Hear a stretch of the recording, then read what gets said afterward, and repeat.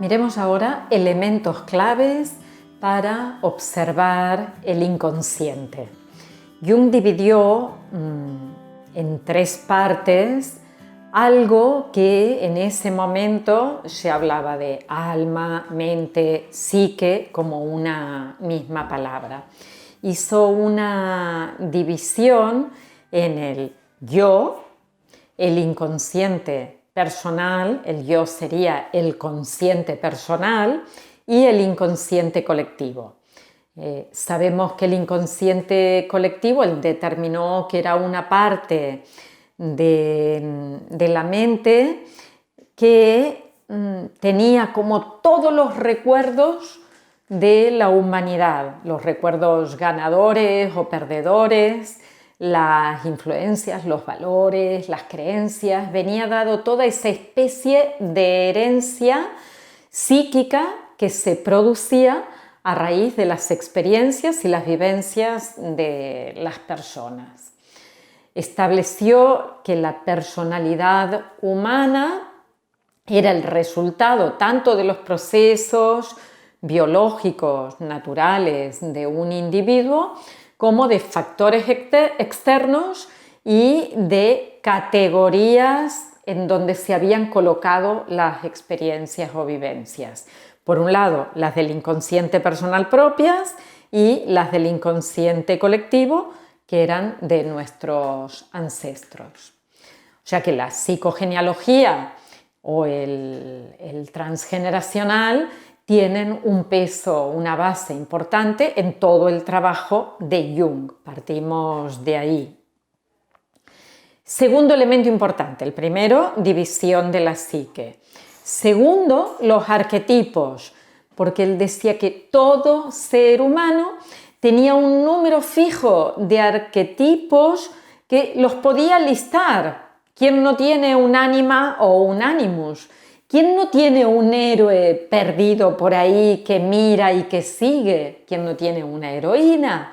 ¿Quién no tiene un sustrato donde apoyarse? Todos tenemos elementos que corresponden a algún modelo cultural general, y a eso le llamó arquetipos, en donde determinaban esos arquetipos la lógica que tenía esta persona para pensar o para actuar, para desenvolverse en la vida. Y entre los arquetipos que destacan fundamentalmente vamos a encontrar la parte femenina, la parte masculina, la madre, el padre, el ánima y el animus.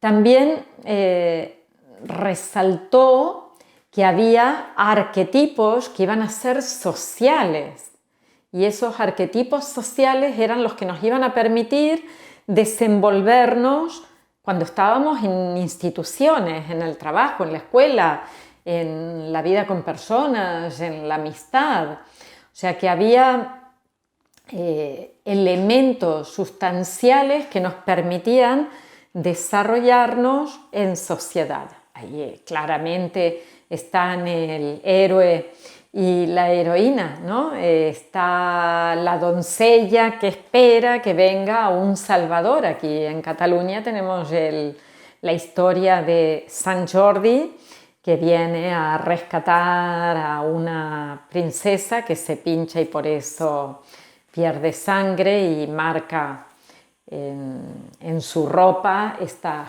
4 líneas que hay, bueno, que conforman después la bandera de aquí de Cataluña. Pero bueno, en todo caso, son ejemplos que vamos a encontrar en todas las sociedades.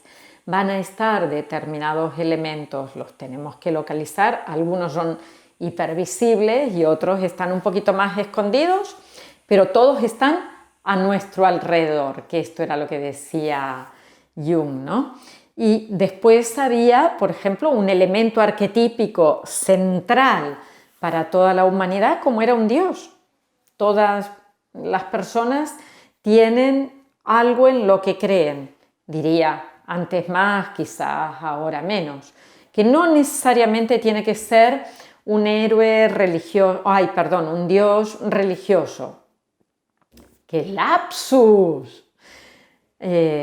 puede ser un elemento, por ejemplo, el universo, o puede ser una fuerza superior sin nombre, pero como arquetipo siempre hay un elemento central que nos ayuda a profundizar o conectar con ello, muchas veces para encontrar una parte de nuestra alma con la que dialogar, como si nuestro interior no fuera suficiente y le damos el poder a algo que está fuera y le dio un significado casi humano a esa parte Dios, y nos atrevemos a decir que ese Dios es lo que nos permite reconectar con nuestra parte más sabia y humana. Y después, el tercer elemento importante de todo el trabajo, escribió cantidad, igual que quizás no tanto como Freud, pero sí de una manera muy, muy rica, Freud también, evidentemente, y lo que él describe son las funciones de la personalidad. Ya os digo, centraros en la época que vivió. Para decir más o menos su época rica de trabajo fueron los primeros 60 años del siglo pasado, que era el momento en que muchos psicólogos o personas que investigaban intentaban explicar la psique a través de la personalidad también. Y lo hacían describiendo, por ejemplo, la forma de hablar, o Eysenck, que es lo que más, bueno, ya fue mucho después, pero utilizó el modelo que hoy en día se sigue utilizando, que son los 5 grandes, se llama, y es 5 grandes grupos de rasgos de personalidad, como el neuroticismo en contraposición con la estabilidad emocional, o por ejemplo, el apego o el desapego, la afectividad, o el psicoticismo en relación a, por ejemplo, la manera unida al neuroticismo, unidos a esos comportamientos que nos alejan del equilibrio. O sea que lo que se ha estudiado es la personalidad intentando clasificarla. Pero ¿qué hizo Jung? Los primeros años de su trabajo es investigar las funciones, y para eso se basó en sensaciones y definía esas funciones en relación a lo que nosotros hacíamos. Ahora veremos un poquito para explicar cómo nuestras ideas en relación a un determinado elemento tenían un comportamiento, y eso se debía a un tipo de personalidad. Evidentemente, una persona inestable va a tener un comportamiento, una persona estable va a tener otro comportamiento.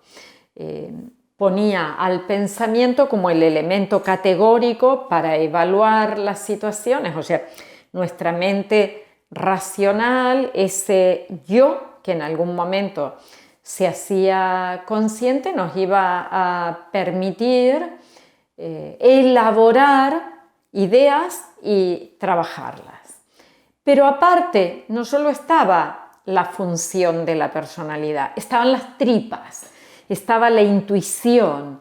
Describió muy bien ese concepto de ten en cuenta a tus interoceptores, ten en cuenta lo que está pasando en la barriga. O sea que una función importante para nuestros comportamientos era el pensamiento, pero la otra, la intuición. ¿Qué quiero hacer? ¿Por qué me viene ahora en este instante que iba a decidir esto, pero he cambiado? ¿Qué me ha hecho insight para que en un determinado instante yo modifique? O sea que creó una línea de trabajo de la cual muchos se querían alejar, y tuvo en cuenta otro concepto muy rico, que es el de la sincronicidad, ¿Por qué sucede lo que sucede? Si yo pienso de una forma, ¿por qué se dan determinadas reacciones y no otras? ¿Por qué ocurren las cosas y por qué hay casualidades? ¿O por qué hay causalidades? O sea que todo esto, la división de la psique, donde venía el concepto del inconsciente, permitieron elaborar aún más, de manera más profunda, lo que él llamó el inconsciente colectivo. Imaginaros si los arquetipos no iban a estar en todas las culturas. ¿Quién no iba a tener autoridad en un grupo? ¿No iba a propugnar una religión para que la gente siguiera obedeciendo? ¿O quién no iba a tener una posición masculina o femenina? Lo iba a encontrar en todos lados. Por eso todo este desarrollo que he hablado sustentó aún más lo inconsciente colectivo, esa memoria que él observó a través de símbolos, de elementos que relacionó y que les dio un significado, y que además ese significado fue recurrente, o sea que estuvo y apareció durante todas las observaciones a las que él se dedicó y que vamos a profundizar. Vamos a seguir charlando de esto que es tan sumamente interesante y que podemos encontrar un paralelismo de todo lo que he dicho. Lo vas a encontrar en tu vida ahora mismo si sacas papel y lápiz y te pones a apuntar.